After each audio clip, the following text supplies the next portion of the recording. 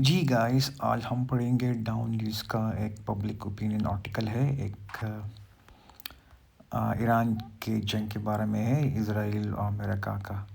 یہ طارق کوسہ صاحب جو کہ فارمر پاکستان پولیس سروس کا ایک اہلکار رہ چکے ہیں، انہوں نے ایک آرٹیکل لکھا تھا کہ grave new world by Tariq Khosa Dawn news میں آج شائع ہوا تھا، ٹھیک ہے۔ تو یہ بیسیکلی ایران، اسرائیل اور امریکہ کی جو ریسنٹ وار چل رہی ہے اس کے بارے میں ہے، ٹھیک ہے۔ تو طارق کوسہ صاحب کی جو مضمون ہے گریو نیو ورڈ، اس کا جو اردو خلاصہ اب یہ ہے کہ اس نے نیو یارک ٹائمز کے جو 4 تجزیہ نگاروں کی آراء اس میں پیش کی گئی ہے، جو نیو یارک ٹائم میں شائع ہو چکی تھی، اور ان چاروں کی جو ہے جو آراء اس کو اپنی مضمون میں شامل کیا گیا ہے، اوکے۔ تو جی، تو یہ مضمون جو ہے یہ ایران کے بحران کا 4 مختلف زاویوں سے تجزیہ کرتا ہے۔ تو نمبر 1 میں ہم پڑھیں گے جغرافیائی و سیاسی اثرات۔ لیڈیا پولگرین، یہ نیو یارک ٹائم میں ایک آرٹیکل چھپا تھا، تو یہ اس کے جو ہے مین پوائنٹ اس کو ڈسکس کیا گیا طارق صاحب نے اپنے اس مضمون میں ڈاؤن نیوز میں جو شائع ہوا ہے۔ اس میں ہے ناکام مذاکرات۔ 28 فروری کو ایران کے اعلیٰ رہنما کی ہلاکت کے بعد امریکہ اور اسرائیل کی جانب سے ایک لاپرواہ جنگ کا آغاز ہو چکا ہے۔ بڑے پیمانے پر رد عمل۔ ایران کا جواب توقع سے زیادہ منظم تھا، جس میں نہ صرف اسرائیل بلکہ قطر، بحرین، متحدہ عرب امارات، کویت اور سعودی عرب میں امریکی فوجی اڈوں اور تیل کی ترسیبات کو بھی نشانہ بنایا گیا۔ عالمی معیشت۔ اس تنازع نے ابنائے ہرمز اسٹریٹ آف ہرمز کو خطرے میں ڈال دیا ہے، جہاں سے دنیا کی تقریباً 20% یا 20% آئل، LNG اور تیل کے بڑے ذخائر آتے جاتے رہتے ہیں۔ سمندر کے راستے مختلف ممالکوں جس میں چین، روس اور یورپ کے دوسرے ممالک شامل ہیں۔ تو اس میں یہ جو لیڈی پولگرین کا جو مضمون تھا کہ بھئی اس کے جو جغرافیائی و سیاسی اثرات کیا ہے، ٹھیک ہے، اس نے ڈسکس کیا ہے اس مضمون میں۔ طارق کوسہ صاحب نے گریو نیو ورلڈ میں اس کو شائع کیا ہے۔ تو اس میں پتہ ہے کہ بھئی جو اسٹریٹ آف ہرمز ہے اس پر ایران نے جب قبضہ کیا، اس کو کنٹرول میں رکھا ہوا، تو اس میں کی وجہ سے جو ہے نا کیا اثرات مرتب ہو رہے خطے میں۔ امریکہ کو جو ہے ویسٹرن یورپ کو جو توانائی اور جو تیل کے ذخائر اور انرجی وغیرہ اس کی بندش سے کتنا نقصان اٹھانا پڑ رہا ہے، خصوصاً جو ساؤتھ ایشیا کے جو ممالک ہے، خاص طور پر ہندوستان اور پاکستان کو، جہاں پہ تیل کو مزید مہنگا کیا گیا ہے۔ پاکستان میں تقریباً 55 روپے اس کو مزید مہنگا کیا گیا۔ اس کی وجہ یہی کہ جو اسٹریٹ آف ہرمز ہے اس کو بند کیا گیا ہے۔ تو یہ جو تھا یہ مضمون تو لیڈی پولگرین، یہ ان کا اپنا ایک خیال تھا جو کہ نیو یارک ٹائم میں شائع ہو چکا ہے، اس نے ڈسکس کیا ہے۔ دوسرا ایک اور ہے بریڈ اسٹیفنس کا، جو کہ نیو یارک ٹائم میں شائع ہو چکا تھا، اس کو بھی ہم ڈسکس کریں گے آگے۔ لیڈیا پولگرین نے اس کو اب نیو یارک ٹائم میں امریکی اندرونی سیاسی نقطہ نظر کے عنوان سے شائع کیا تھا۔ وہ یہ بولتے ہیں کہ صدر ڈونلڈ ٹرمپ اس خوش فہمی یا خیالی دنیا میں مبتلا ہے کہ امریکہ کی طاقت کسی بھی اصول یا نتائج کی پابند نہیں ہے۔ وہ ممکن طور پر امریکہ کو ایک ریاست کے طور پر دیکھتے ہیں جو اپنی جغرافیائی ساخت کی وجہ سے محفوظ اور بابرکت ہے۔ یعنی اس کے غرور اور گھمنڈ کو اس نے پیش کیا گیا کہ صدر ٹرمپ کتنا اپنے غرور اور گھمنڈ میں مست ہے کہ وہ مطلب بلا خوف بلا جھجک اس نے حملہ کیا۔ وہ سمجھتے کہ شاید جو ہے نا یہ امریکہ جو ہے یہ پوری دنیا میں ایک ہی ریاست ہے جو کہ بہت زیادہ محفوظ ہے اور کوئی بھی اس پر حملہ نہیں کر سکتا۔ جنگ اور اس کے علاقائی اثرات۔ اس خیال پر اتفاق پایا جاتا ہے کہ مذاکرات ناکام ہو چکے ہیں اور امریکہ اسرائیل کی جانب سے ایک لاپرواہ جنگ چھڑی گئی ہے۔ اس فوجی کارروائی کے نتیجے مندرجہ ذیل ہے۔ 28 فروری کو ایران کے اعلیٰ ترین رہنما آیت اللہ خامنہ کی ہلاکت اور ایران کی جانب سے بڑے پیمانے پر جوابی کارروائی، جس میں میزائلوں اور ڈرونز کے ذریعے اسرائیل اور اس خلیجی ریاستوں میں قائم متعدد امریکی فوجی اڈوں اور تیل کی ریفائنری کو نشانہ بنایا گیا۔ عالمی توانائی کے منڈیوں پر شدید اثرات، جس کی وجہ سے ابنائے ہرمز اسٹریٹ آف ہرمز غیر فعال ہو کر رہ گیا اور توانائی کی عالمی ترسیل پوری طرح متاثر ہوئی ہے۔ دوسرا جو ہے Brad Stephens discuss several scenario ranging from regime change to picture zoomified Iranian state in the ones of total state collapse. Okay, اس میں جو ہے نا رابرٹ اسٹیپنس کے جو کالم تھا جو نیو یارک ٹائم میں شائع ہو چکا تھا، اس نے اس کو ڈسکس کیا ہے کہ اس کے جو مطالب ہے، اس کی معنی ہے، اس کی حیثیت کیا ہے آج کل کی جو ایران امریکہ اسرائیل کی جنگ کے. تو اس نے اس کو ڈسکس کیا، اس کا خلاصہ پیش کیا گیا. تو رابرٹ اسٹیپنس یہ کہتے ہیں کہ حکومت کی تبدیلی رجیم چینج سب سے بہترین لیکن مشکل ترین حل قرار دیا ہے اس کو، کہ بھئی یہ بڑا مشکل کام ہے، کیونکہ وہاں پہ عوام جو ہے نا آپس میں بڑے متحد ہے، اس کو توڑنا اتنا آسان کام نہیں ہے. یہ کوئی مطلب ونیزویلا نہیں ہے کہ جہاں سے آپ نے ایک بندے کو بڑی آسانی کے ساتھ وہاں سے اٹھایا اور رجیم چینج کی. تو لہٰذا وہاں جو ہے رجیم چینج کرنا اتنا آسان نہیں ہے، جس کی مثال ہم دیکھ سکتے کہ آیت اللہ خمینی کو اس کو شہید کیا گیا، لیکن پھر بھی وہاں کے جو لوگ ہیں وہ ابھی تک مطلب ڈٹے ہوئے ہیں اور ابھی تک وہ مقابلہ کر رہے ہیں، اور آخر دم تک وہ لڑنے کے لیے تیار ہے.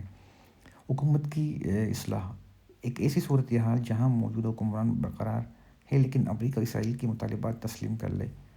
اوکے، ریاستی تباہی اسٹیٹ کولیپس یہ ایک ہی زومبی ریاست یونیفائڈ اسٹیٹ کا انتباہ جہاں حکومت کچھ حصوں میں قائم رہے اور کچھ میں ختم ہو جائے، جس سے بڑے پیمانے پر اندرونی قتل و غارت اور غیر ملکی مداخلت کا راستہ کھلے. مطلب یہ کہ انسرجنسی وہاں پہ ہو جائے اور یہ جو ہے نا کچھ حالات جو ایسے مطلب ڈیولپ ہو جائے کہ وہ امریکہ اس کے اتحادیوں کے لیے وہ ایک مؤثر ثابت ہو جائے، جس طرح عراق میں انہوں نے ایسا وہ کیا تھا اور افغانستان میں کیا تھا. لیکن یہ ایسا ابھی یہ ناممکن ہے وہاں پہ کہ ویسے صورتحال کو ڈیولپ ہو جائے جس طرح لیبیا میں ہوا تھا. انہوں نے ایک بغاوت کا اندیشہ دیا تھا، لوگوں کو بغاوت میں اکسایا تھا. تو یہ صاحب بول رہے کہ وہاں پہ بڑا یہ مشکل ہے کہ ایسی بغاوت ہو جائے.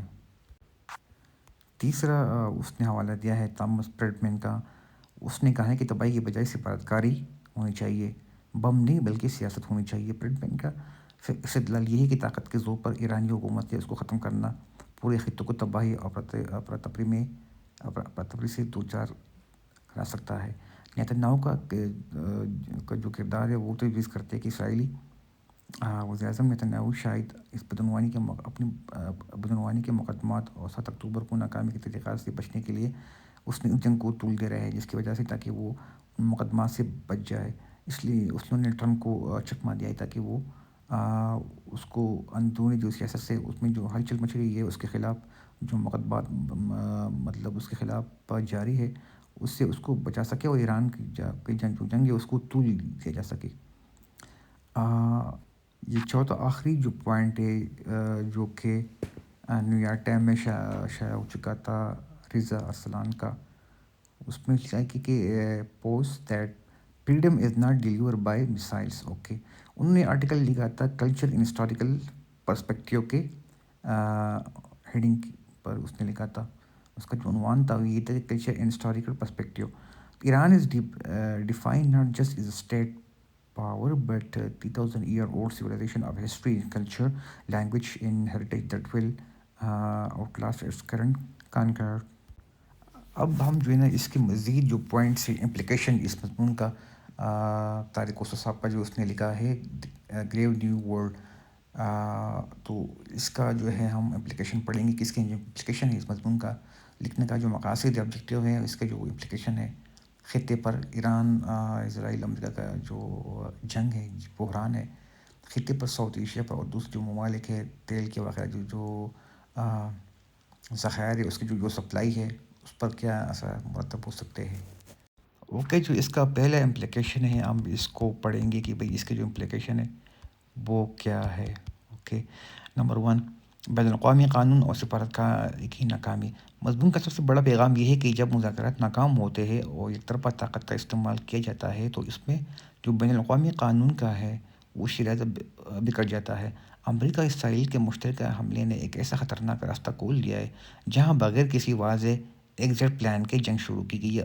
اب اس جنگ سے نکلنا بڑا مشکل ہو گیا ہے اور ہر طرف کی تباہی مچی ہوئی ہے. اور جو انرجی کے جو ہے ذخائر ہے جو اس کو بھی نقصان پہنچ چکا ہے دونوں طرف سے، جو صرف ایران کو نہیں بلکہ جو مڈل ایسٹ میں جتنے بھی ممالک ہیں وہاں کے جو تیل ذخائر ہے اس کو بھی بہت نقصان پہنچ چکا ہے، جس کی وجہ سے تیل کی سپلائی جو ہے نا وہ اسٹاپ ہو چکی ہے، اور بہت سے ممالک میں تیل بہت مہنگا ہو چکا ہے، اور حکومت کو جو ہے نا بہت سے مسائل کا سامنا کرنا پڑتا ہے، اور عوام جو ہے نا احتجاج کر رہے ہیں۔ دوسرا جو پوائنٹ ہے جو اس کا جو امپلیکیشن ہے وہ یہ ہے عالمی توانائی کی ترسیل کا خطرہ۔ اب نئے ہرمز اسٹریٹ آف ہرمز کا غیر فعال ہونا صرف علاقائی مسئلہ نہیں ہے بلکہ ایک عالمی معاشی بحران کا پیش خیمہ بھی ہے۔ دنیا کی 20% LNG اور تیل کی جو رست رکنے کا مطلب ہے کہ یورپ اور ایشیا میں توانائی کی قیمتیں آسمان کو چھونے والی ہے، جس سے عالمی سطح پر مہنگائی کا طوفان آ سکتا ہے اور غربت میں اضافہ ہو سکتا ہے، اور جو بہت سے جو تھرڈ ورلڈ کنٹری ہے، جو غریب ممالک ہے، اس کی جو بیلنس آف پیمنٹ پہ اس پہ بہت سے برے اثرات مرتب ہونے والے ہیں، اور ان کے جو قرضے ہیں ان کا جو ہے نا ان پر بہت زیادہ مزید وہ ڈالے گا اس تیل کی مہنگا ہونے کی وجہ سے، کیونکہ جو ہے جو امپورٹ بل ہے ان کنٹریز کا وہ مزید بڑھ جائے گا، بلینز میں بڑھ جائے گا، جس کی وجہ سے جو عالمی مالیاتی اداروں سے انہوں نے جو قرض لیے ہیں ان کا جو ہے ان کا بوجھ مزید ان پر بڑھ جائے گا، جس کی وجہ سے غربت میں اضافہ ہو سکتا ہے اور سرمایہ کاری میں بھی کمی ہو سکتی ہے، اور جو ڈیولپمنٹل جو پروجیکٹ ہے اس میں بھی مطلب ہے وہ کٹوتی ہو سکتی ہے، اور یہ جو انفلیشن مہنگائی ہے وہ آسمان کو چھو سکتی ہے، اور ملک میں سیاسی جو مخالفین ہیں وہ حکومت کے لیے بہت ٹف ٹائم دے سکتی ہے۔ نمبر 3، اسٹریٹجک مس کیلکولیشن، اسٹریٹجک غلط فہمی۔ مضمون کا یہ واضح کرتا ہے کہ حملہ آوروں نے ایران کے رد عمل کو کم تر سمجھا۔ ایران کا نپے تلے انداز میں قطر، بحرین، سعودی عرب میں امریکی اڈوں کو نشانہ بنانا یہ ثابت کرتا ہے کہ جنگ اب کسی ایک ملک تک محدود نہیں رہی بلکہ پورا خطہ مشرق وسطیٰ اس کے لپیٹ میں آ سکتا ہے، اور پورا دنیا کی جو معیشت ہے وہ متاثر ہو سکتی ہے۔ پوائنٹ نمبر 4، طاقت کے ذریعے تک تبدیلی کی ممانعت۔ رضا ارسلان کا نظریہ واضح کرتا ہے کہ میزائل جمہوریت نہیں لا سکتے، کسی قدیم تہذیب پر باعث نظام مسلط کی زبردستی کوشش ہمیشہ ناکام ہوتی ہے۔ ایران کی 3000 سالہ تاریخ یہ بتاتی ہے کہ بیرونی مداخلت عارضی ہوتی ہے جبکہ قوم کی اپنی ثقافتی اور تاریخی جڑیں مستقل ہوتی ہے۔ پوائنٹ نمبر 5، سیاسی مفادات اور جنگ کو طول دینا۔ مضمون کا ایک تشویشناک پہلو یہ ہے کہ جنگیں بعض اوقات عوامی مفادات کے بجائے ذاتی سیاسی بقا کے لیے لڑی جاتی ہے۔ نیتنیاہو پر لگنے والے الزامات یہ ظاہر کرتے ہیں کہ قیادت اپنے کرپشن کیسز اور اندرونی تحقیقات سے بچنے کے لیے جنگ کو اپنے اعتدال کے طور پر استعمال کر سکتی ہے۔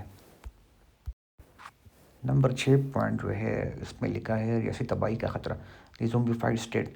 برٹن اسٹیفنس کا اسٹیٹ کولیپس کا انتباہ یہ بتاتا ہے کہ اگر ایرانی حکومت کمزور ہوتی ہے تو وہاں شام یا لیبیا جیسی صورتحال پیدا ہو سکتی ہے۔ ایک بکھری ہوئی ایٹمی صلاحیت رکھنے کے والے شاید پوری دنیا کے امن کے لیے ایک ڈراؤنا خواب ثابت ہو سکتا ہے۔